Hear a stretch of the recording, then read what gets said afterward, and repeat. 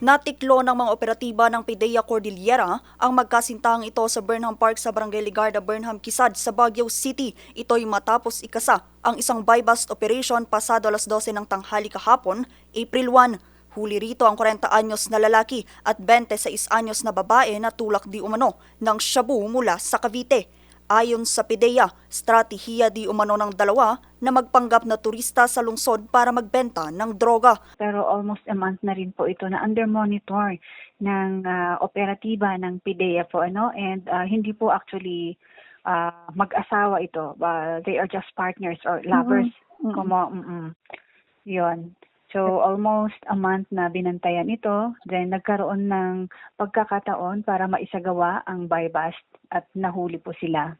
Nakumpiska sa kanila ang isang supot na naglalaman ng aabot ng 50 gramo ng pinaghinalaang shabu na nagkakahalaga ng 340,000 pesos.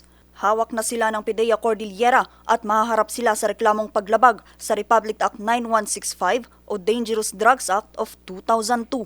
Hindi na nakapalag din sa mga kawani ng Regional Drug Enforcement Unit ng Police Regional Office Cordillera ang 27 anyos na lalaking ito. Ito'y matapos siyang matimbog sa ikinasang buy-bust operation sa Barangay Leonila Hill, Baguio City, bandang alas 2 ng hapon noong Lunes, March 31.